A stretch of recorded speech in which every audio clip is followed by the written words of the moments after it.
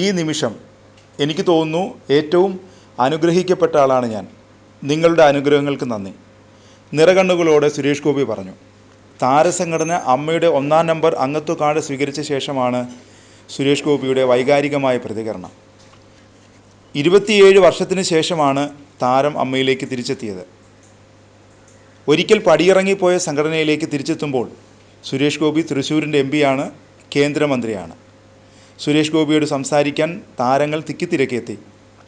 എല്ലാവരോടും സംസാരിച്ച് നിറഞ്ഞ ചിരിയോടെ അയാൾ നിറഞ്ഞു നിന്നു. അതൊരു മധുര പ്രതികാരം കൂടിയാണ്. 1997 അമ്മയുടെ വൈസ് പ്രസിഡന്റ് പദവിയിലിരിക്കെയാണ് സുരേഷ് ഗോപി സംഘടനയിൽ നിന്ന് പടിയിറങ്ങിയത്. ഗൾഫിൽ ഒരു പ്രോഗ്രാമിൽ പങ്കെടുത്തത് താരസംഘടനയെ അറിയിച്ചില്ല എന്ന കാരണം പറഞ്ഞ് 2 ലക്ഷം രൂപ സുരേഷ് ഗോപിക്ക് പിഴയിട്ടു. ഇതിൽ മനംനൊന്താണ് താരം അമ്മയോട് വിട പറഞ്ഞത്. പിന്നീട് പലതവണ സുരേഷ് ഗോപിയെ അമ്മയിലേക്ക് മടക്കിക്കൊണ്ടുവരാൻ ശ്രമമുണ്ടായി. എന്നാൽ അതെല്ലാം അദ്ദേഹം സ്നേഹപൂർവ്വം നിരസിക്കുകയായിരുന്നു. ഒടുവിൽ അയാൾ താരസംഘടനയിലേക്ക് തിരിച്ചെത്തി. അമ്മയിലെ അംഗങ്ങൾ ആവേശത്തോടെയാണ് സുരേഷ് ഗോപിയെ സ്വീകരിച്ചത്. അമ്മ ഔദ്യോഗികമായി സുരേഷ് ഗോപിയെ ആദരിക്കുകയും ചെയ്തു. പുതുക്കിയ അംഗത്വ കാർഡ് നൽകി. വർഷങ്ങൾക്ക് ശേഷം 2022 അമ്മ സംഘടിപ്പിച്ച ഉണർവ് എന്ന മെഡിക്കൽ ക്യാമ്പിൽ സുരേഷ് ഗോപി പങ്കെടുത്തിരുന്നു.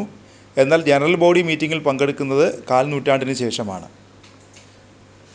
സുരേഷ് ഗോപി എന്ന വ്യക്തിയെ, അയാളുടെ രാഷ്ട്രീയത്തെ നിങ്ങൾക്ക് വിമർശിക്കാം. എന്നാൽ തിരിച്ചടികൾക്ക് ശേഷം ഫീനിക്സ് പക്ഷിയെപ്പോലെ എത്തുന്ന അയാളുടെ കഴിവിനെ നിങ്ങൾക്ക് കാണാതിരിക്കാനാവില്ല.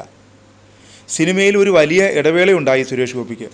രഞ്ജി പണിക്കർ ആദ്യമായി സംവിധായകൻ്റെ കുപ്പായമിട്ട ഭരചന്ദ്രൻ IPS എന്ന ചിത്രത്തിലൂടെയായിരുന്നു താരത്തിൻ്റെ മടങ്ങിവരവ്. ചിത്രം വലിയ വിജയമായി. വിജയാഘോഷവേളയിൽ ഏറെ വൈകാരികമായാണ് അന്ന് സുരേഷ് ഗോപി പ്രതികരിച്ചത്. അപ്രതീക്ഷിതമായിരുന്നു സുരേഷ് ഗോപിയുടെ രാഷ്ട്രീയത്തിലേക്കുള്ള കടന്നുവരവ്. BJPയിലെത്തിയതോടെ അകമ്പടിയായി ട്രോളുകളും പരിഹാസങ്ങളും എത്തി. തൃശ്ശൂരിൽ മത്സരിച്ച് പരാജയപ്പെട്ടതോടെ പരിഹാസത്തിൻ്റെ ശക്തി കൂടി. ഓരോ വാക്കും വിവാദമായി. എന്നിട്ടും അതിലൊന്നും തളരാതെ സുരേഷ് ഗോപി മുന്നോട്ട് പോയി. തൃശ്ശൂരിനെ എടുത്തു, കേന്ദ്രമന്ത്രിയായി. VSനെ കുറിച്ചൊരു പരാമർശമുണ്ട്. പരാജയങ്ങൾ ഊർജ്ജമാക്കി മാറ്റുന്ന നേതാവാണെന്ന്. അതുപോലെ സുരേഷ് ഗോപിയെക്കുറിച്ച് പറയാം, പരാജയങ്ങളെ ഊർജ്ജമാക്കി മാറ്റി വളർന്ന വ്യക്തി.